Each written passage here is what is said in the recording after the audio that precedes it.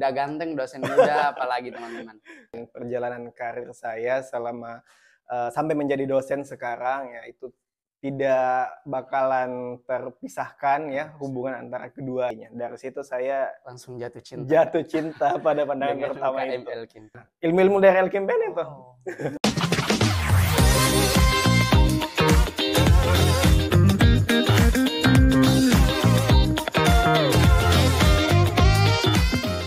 Assalamualaikum warahmatullahi wabarakatuh.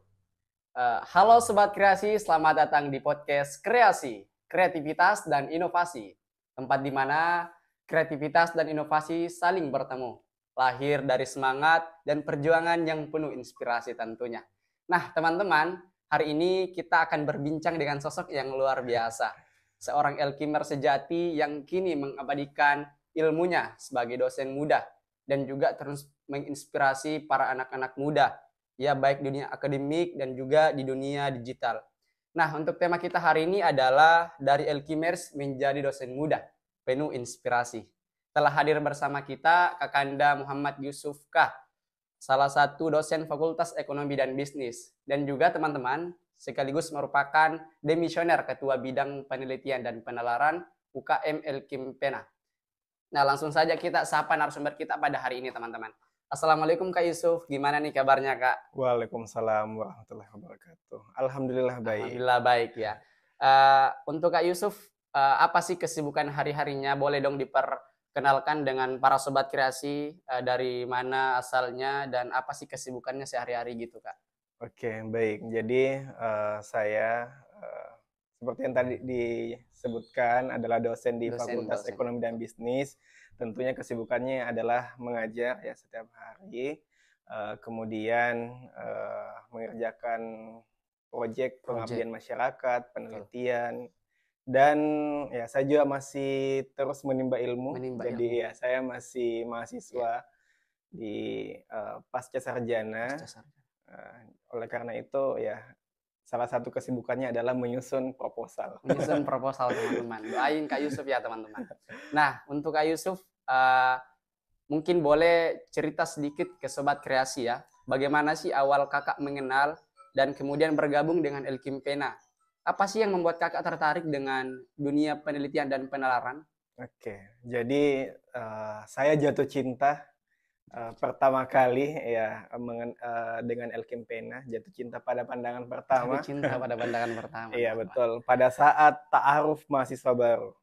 Ya, jadi pada saat ta'aruf mahasiswa baru, UKM mempresentasikan masing-masing UKM-nya. Iya, masing-masing UKM-nya, masing-masing keunggulannya. Kemudian Elkimpena muncul pada saat itu dengan segudang prestasinya, ya. Kemudian ada prestasi nasional, internasional, dan lain sebagainya. Dari situ saya langsung jatuh cinta. Jatuh cinta pada pandangan pertama UKM itu. Elkimpena. Iya. Nah, tapi Kak, apa sih tantangan besar kakak yang alami sebagai mahasiswa ekonomi Islam yang aktif dan juga berorganisasi di UKM kepenulisan Kak? Oke, jadi tentunya sebagai seorang mahasiswa kan kita butuh untuk butuh wadah ya, butuh wadah untuk berinovasi, berkreasi ya. Meskipun sebagai seorang mahasiswa tentunya kita harus mengutamakan akademik, ya. Kemudian betul, ada organisasi yang lain. Saat itu saya ada 4 atau 5 organisasi. Oh, banyak juga ya Kak. yang bersamaan dengan Elkimpena ya. Masih semangat-semangatnya dulu karena saat mahasiswa baru masih mencari mana nih organisasi yang kira-kira pas, iya gitu, Kak. Dan ya saya hati dan pikirannya tertambat di Elkimpena ini. Wah, sangat keren ya teman-teman, ada banyak organisasi dari Kakak Yusuf. Nah, tapi Kak, ada nggak pengalaman yang paling berkesan selama Kakak di Elkimpena? Iya, jadi dari awal itu saya lihat Elkimpena, saya lihat dengan banyaknya prestasinya, saya tertantang juga. Iya, tertantang juga dengan prestasi tersebut. Kapan nih saya juga bisa ke Jawa? Kapan nih saya bisa pergi lomba? Keliling Indonesia lah. Betul, keliling Indonesia. Itu yang kemudian yang paling berkesan karena kenapa? Saya sebelumnya belum pernah perjalanan jauh. Perjalanan jauh yang lintas pulau bahkan Pulau. ya belum pernah. Dan lewat Elkimpena lah pertama kali saya ke Jawa. Jadi Waktu first itu. time ditemukan dengan Elkimpena dan Betul. dapat berkunjung ke seluruh Nusantara gitu ya. Kurang lebih seperti itu teman-teman, dan sangat menginspirasi tentunya. Nah, Sobat Kreasi, Kak Yusuf ini bukan hanya aktif berorganisasi, tetapi juga menorehkan banyak prestasi ya Kak ya, baik di akademik dan juga non-akademik. Iya. Nah, bahkan pernah nggak Kakak sampai ke tingkat internasional Kak, untuk prestasi gitu Kak? Kalau internasional cuma pernah Cuman jadi guys, cuman. cuma Cuman. cuman pernah jadi penulis tapi fiksi. Kalau Fiksi. selama S1 itu baru nasional. Nasional. Oke, jadi pernah menulis, katanya cuman internasional guys. Wah, kita ini sangat tentunya tertantang dan memotivasi tentunya teman-teman. Nah, Kak, ada nggak, kan Kakak sudah mengikuti banyak kompetisi di luar sana, ada nggak satu kompetisi yang paling menantang gitu Kak? Iya, kompetisi paling menantang itu biasanya kalau lawan kita nih dari kampus-kampus top. Wah, minder langsung. Iya, Iya, langsung minder. Aduh, kita dari kampus swasta iya, lagi iya, di iya, timur iya. lagi.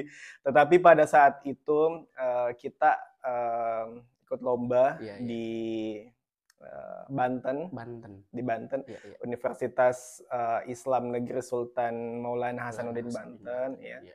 Jadi pesertanya itu ada dari Erlangga, ada Wow. dari Brawijaya, ya. Dan alhamdulillah saya saat itu bersama dengan tim Tim. juara satu Oh, saat juara itu. satu guys. Dan berhasil mengalahkan banyak Kampus-kampus top di universitas. Jawa. Betul.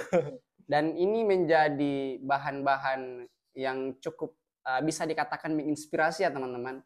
Karena Kakak Yusuf dan notabene-nya dari kampus swasta bisa mengalahkan teman-teman yang ada di Jawa ya, dengan membawa semangat, tentunya dengan karya yang luar biasa tentunya Kak. Nah, Kakak karena kan tadi sudah banyak organisasi, terus prestasi. Nah, Kakak sih gimana caranya membagi waktu antara akademik, organisasi, dan ikut-ikut lomba seperti itu, Kak? Oke, jadi biasanya anak organisasi ini sudah sering atau familiar dengan kata prioritas. Prioritas. Iya, Oh, iya, iya. jadi kalau saya memandang prioritas ini adalah saya melihat seberapa Penting. penting Oh, posisi kita penting. di kegiatan tersebut. Tersebut. Ya. Jadi saya biasanya melihat hal tersebut, melihat seberapa urgen, seberapa penting. Apakah Hmm. kalau misalnya kita berada di situ, ya yang mana kira-kira yang lebih membutuhkan kita, ya yang harus kita berada di tempat itu. Biasanya saya lihatnya seperti itu dan ya alhamdulillah antara akademik dengan organisasi itu bisa berjalan mulus, Jadi, seimbang. jadi semua tergantung prioritas teman-teman. Betul. Jadi untuk menjadi number one tidak hanya persoalan usaha, tapi dengan diiringi dengan doa teman-teman. Nah, kemudian Kak, gimana sih sudut pandang Kakak, seberapa penting sih mahasiswa untuk mengikuti lembaga-lembaga yang seperti UKM Kependidikan, salah satunya itu seperti Elkimpena semisal. Gimana sih pandangan Kakak, penting atau tidak? Iya. Saya pikir penting ya, sangat penting Penting. malahan ya. Karena kenapa? Kita harus punya wadah Wadah, tadi ya. Kita betul. harus punya wadah. Kita harus memiliki teman-teman yang sefrekuensi, Sefrekuensi. ya, yang punya tujuan yang sama, Betul. punya minat yang sama. Karena Betul. kalau kita sendiri, mau jalan sendiri itu Iya. sulit, ya. Sulit. Makanya kita butuh partner. Nah, di mana kita bisa dapatkan partner tersebut ya salah satunya adalah di UKM Elkimpena karena kita dapat partner yang sefrekuensi, yang sama-sama punya minat yang sama, sama-sama punya semangat untuk berprestasi yang sama dan itu penting. Dan itu. Oke, sangat penting teman-teman bagi para mahasiswa untuk mengenal yang namanya organisasi kependidikan karena untuk menyatukan frekuensi kita dan untuk mencari partner tentunya dengan berlembaga seperti Elkimpena teman-teman. Nah, sekarang Kak Yusuf juga dikenal sebagai dosen muda teman-teman. Dosen muda, udah ganteng dosen muda apalagi teman-teman. Nah, di salah satu Universitas Muda Makassar dan Fakultas Ekonomi dan Bisnis. Perjalanannya ke sana pasti sangat panjang teman-teman dan kita akan mengulik-nguliti gimana sih perjalanannya Kak Yusuf. Mungkin bisa di-sharing ke Sobat Kreasi Kak, apa saja sih sebenarnya dan apa nilai-nilai Elkim yang sampai saat ini kita bawa hingga posisi sampai sekarang. Oke, jadi ya kalau kita berbicara tentang El Campena Iya. dan perjalanan karir saya selama sampai menjadi dosen sekarang, ya itu tidak bakalan terpisahkan ya Terus. hubungan antara keduanya karena kenapa? Di El Campena saya banyak mendapatkan ilmu, mendapatkan relasi, kemudian mendapatkan pengalaman yang pasti saya tidak akan dapatkan selain dari El Campena ya. Salah satu hal bahkan yang membuat saya ada di posisi ini adalah karena El Campena. El Campena. Kenapa? Kenapa karena El Campena? Mhm. Karena El Campena banyak mengajarkan hal ya, mengajarkan tentang kesabaran, Kesabaran, mengajarkan tentang kerja keras, kerja keras. mengajarkan tentang bagaimana berpikir cerdas ya dan lain sebagainya. Itu semua saya dapatkan di El Campena dan itu adalah modal untuk bagaimana saya bisa mencapai apa yang saya sekarang dapatkan Dan bertahan sampai di dan pekerjaan. bertahan sampai di Yes. pekerjaan sekarang. Iya. Dan itu semua teman-teman ilmu dari El Campena, dimulai dari kesabaran, kerja keras juga ya Kak ya, Iya, dan betul. juga berpikir kritis dan cerdas. Nah ini adalah ilmu-ilmu yang Kakak Yusuf dapatkan di El Campena. Dan sekarang teman-teman, wah masih sangat penting teman-teman untuk ditajukkan ke dalam dunia pekerjaan. Nah ada nggak Kak uh, pengalaman jadi aktivis memengaruhi gaya mengajar Kakak di pada saat menjadi dosen muda? Iya, tentunya iya, pengalaman berorganisasi Mhm mhm. khususnya berelkimpena Iya, lah El yang Campena, Kak, sangat iya iya iya. mempengaruhi bagaimana cara saya mengajar. Karena Betul, kenapa? Di kelas saya misalnya tugas-tugas itu nggak boleh nggak asal-asal. boleh. Makalah itu harus Perfect. turnitin. Bisnis perfect, guys. Iya, Nggak harus boleh perfect. asal-asalan. Iya, ada sedikit yang Salah, salah itu dari jauh sudah saya lihat, oh oh ini enggak, ditolak ini. ditolak nih. Eh, Dan langsung dikembalikan ke mahasiswa betul. revisi dulu, revisi Oh dulu. iya, Saya nggak revisi. mau makalah yang cuma di copy Iya paste ya, itu. dari AI. Ilmu-ilmu dari Elkempen itu. Oh, betul betul. Dan sangat berguna teman-teman. Iya, Jadi Kakak Yusuf sangat memengaruhi jiwa kepemimpinannya menjadi dosen muda di FEB. Nah, kan Kak menjadi dosen muda itu akan banyak tantangan. Hampir kita rasa selain dari tugas ya, mungkin bagaimana cara kita mengelola mahasiswa tersebut karena iya. kan kita sebagai tidak jauh dari generasi mereka. Nah, apa sih tantangan jadi dosen muda yang Kakak rasakan gitu? Iya, jadi ya tantangan itu eh, ada banyak sih. Ada banyak. Ada banyak tantangannya, bagaimana kemudian kita harus menjadi contoh di Contoh, kelas, menjadi panutan, kemudian harus ada banyak hal, misalnya sebagai dosen kita harus on time. on Ya, time, budaya tepat waktu juga eh, banyak saya dapatkan di El Elkimpena. Campena. Kemudian bagaimana kita harus tampil, harus berbicara di depan umum, di depan mahasiswa khususnya. Nah, itu juga saya dapatkan di El Elkimpena. Campena. Jadi lagi-lagi ya saya sangat bersyukur dipertemukan Dengan lembaga dengan lembaga ini yang sangat luar biasa, kekeluargaannya, kemudian ilmunya, kemudian pengalamannya yang ya wow, tidak bakalan terlupakan. terbayarkan dan terlupakan. Betul. Iya. Wah, sangat banyak ya teman-teman dan tentu tantangan itu adalah hal yang biasa teman-teman. Bagaimana kita cara mengelolanya itu tergantung dari diri kita pribadi. Dan tentu sejalan dengan apa yang telah kita dapatkan. Dan Kakak Yusuf telah menceritakan apa yang telah dapatkan di El Campena. Nah teman-teman, selain Kak Yusuf bisa aktif berprestasi, kemudian bisa menjadi dosen muda, Kakak Yusuf juga dikenal dengan aktif bermedia sosial teman-teman. Aktif bermedia sosial ya Kak ya. Iya. Nah, nah sudah sangat banyak postingan-postingan yang memotivasi para anak muda. Nah, apa sih yang mendorong Kakak untuk bisa berbagai lewat platform digital tersebut itu? Iya. Jadi platform digital Iya, itu kalau kita manfaatkan untuk sharing itu kan bisa menjangkau, bisa iya dengan betul. cepat menjangkau banyak orang, Cepat ya. dan tepat. Iya. Jadi saya biasanya menggunakan media sosial untuk berbagi apa yang saya lakukan. Hmm. Misalnya lagi menjadi pembicara, Hmm. menjadi moderator, ya, ikut kegiatan di luar itu biasanya saya share di sosial Sosial media. media. Jadi segala kegiatan-kegiatan dari Kak Yusuf ini diabadikan momennya lewat Sosial media media. sosial. Karena dengan media sosial kita dapat memantau, kita bisa mendapatkan informasi cepat dan tepat tentunya teman-teman. Nah, menurut Kakak seberapa penting sih membangun citra akademik di media sosial, Kak? Iya, jadi kalau saya biasanya beda media sosial itu beda personal branding. Oh iya iya iya iya. Kalau di Instagram itu biasanya postingan-postingan formal Formal. ya, karena ya bagi saya penting untuk membedakan atau membagi antara apa namanya personal branding kita di media sosial antara akademik dengan kehidupan pribadi. Kalau di Instagram biasanya lebih banyak postingan akademik. Ya. Kalau di TikTok lebih banyak postingan-postingan jalan-jalan, Jalan-jalan, heaven, healing-healing, healing. iya. Kita banyak pikiran, jadi kita juga butuh healing, teman-teman. Betul. Nah, uh, tentu uh, berbagi di platform digital itu beda-beda brandingnya ya Kak Yusuf ya, Iya. setiap platform digital. Nah, jadi Kak Yusuf ini telah membagikan banyak ceritanya, jadi dia memilih yang mana yang pas dan mana yang bisa menjangkau keseluruhan teman-teman.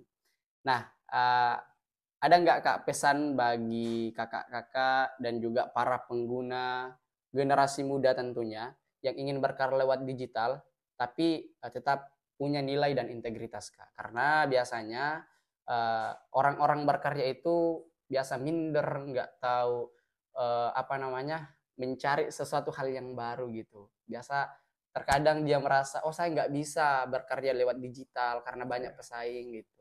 Iya.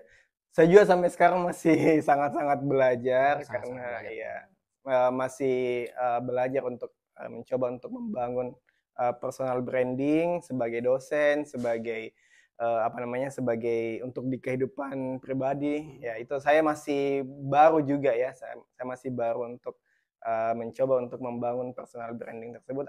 Sulit memang ya karena kadang kita mau post ini ternyata ini kayaknya nggak sesuai deh, akhirnya pindah ke sosial media yang lain. Jadi ke apa namanya bagaimana kemudian kita melihat, kita memilih antara postingan ini cocok nggak sih di sini. Nah, itu kita harus, dan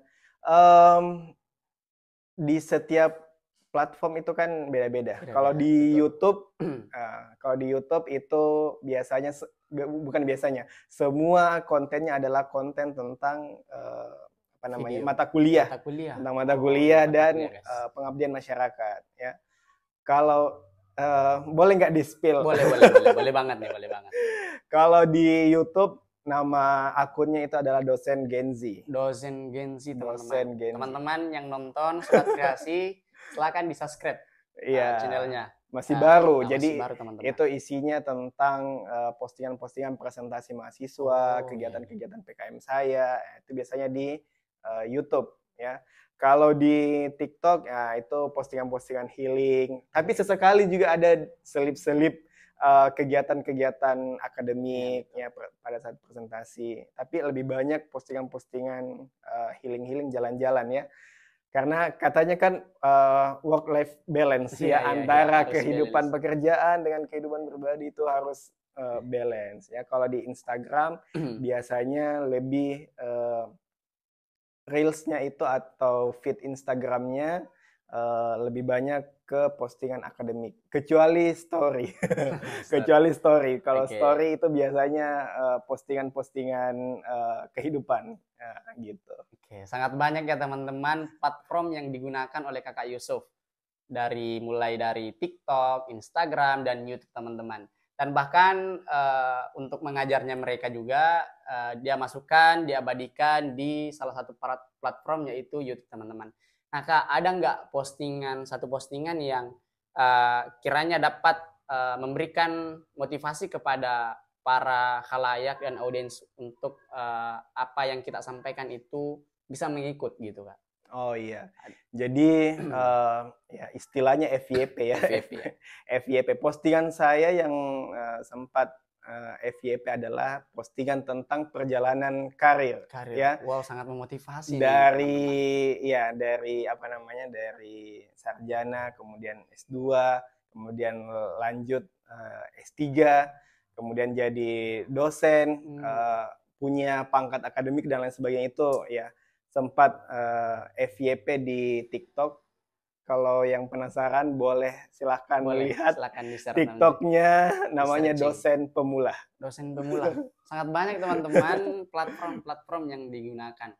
Nah, kakak pernah nggak mendapatkan sebuah kisah dalam pribadi kakak yang kakak tuangkan ke dalam media sosial dan banyak mengundang inspirasi dan motivasi? Ini sekaligus klarifikasi nih. Iya, klarifikasi, betul. Jadi ya, apa yang saya posting itu yang misalnya ada postingan yang apa namanya, musik-musik lagi galau dan lain sebagainya, itu tidak berarti saya sedang galau. Itu hanya konten, apa yang lagi FYP, apa yang lagi viral, apa yang lagi tren, itu yang saya ikuti. Jadi biasanya dalam waktu bersamaan ada di platform lain ada postingan lagi galau, di platform lain ternyata lagi seminar. Jadi itu teman-teman, jadi susah memang ketebaknya ini orang lagi galau beneran atau tidak nih, karena beda platform, beda postingannya. Jadi beda semua itu hanya konten belaka. Kita lihat yang mana yang lagi trending, yang mana lagi FYP, itulah yang kemudian yang kita ikuti. Oke, teman-teman. Sangat banyak teman-teman inspirasi dan kelebihan dari kakak Yusuf ini, teman-teman. Selain bisa memposisikan pada saat momen yang jelas, momen yang pas, tren yang ada, kakak Yusuf ini bisa mengupload kepada media sosial yang ada, teman-teman. Nah, sangat luar biasa ya teman-teman sharing dan cerita narasumber kita pada kali ini, teman-teman. Nah, terakhir Kak, boleh nggak kasih pesan kepada teman-teman Sobat Kreasi yang sedang menonton, terutama adik-adik Elkimers nih Kak, dan mahasiswa yang sedang bingung mencari arah, ada nggak motivasi Kak gitu? Oke, jadi di kelas pun saya sering ya menyampaikan kepada adik-adik sekalian bahwa waktu 4 tahun menjadi mahasiswa S1 itu adalah waktu yang sangat singkat. Sangat singkat. Memang kalau kita mau pikir ya masih panjang 4 tahun itu. Tetapi pada saat kita jalani sangat singkat sekali. Oleh karena itu manfaatkanlah waktu tersebut untuk melakukan banyak hal. Jadi ada banyak hal yang bisa kalian lakukan. Saya menganggap bahwa status sebagai mahasiswa itu adalah privilege. Ya. Makanya saya juga sekarang statusnya masih mahasiswa. Ya, itu adalah privilege untuk kita. Dengan status ini kita bisa melakukan banyak hal. Ikut lomba, ikut kegiatan, ikut seminar. Ya. Biasanya saya masih memanfaatkan status mahasiswa saya untuk mendapat diskon untuk ikut seminar. Karena kan sebagai mahasiswa itu kita biasanya punya privilege sendiri bahwa diskon khusus untuk mahasiswa. Jadi ada banyak hal yang bisa kalian lakukan. Oleh karena itu temukan, gali potensi dan bakatmu. Ya, kalau punya bakat di kepenulisan atau punya minat di kepenulisan, silahkan masuk di UKM Elkimpena.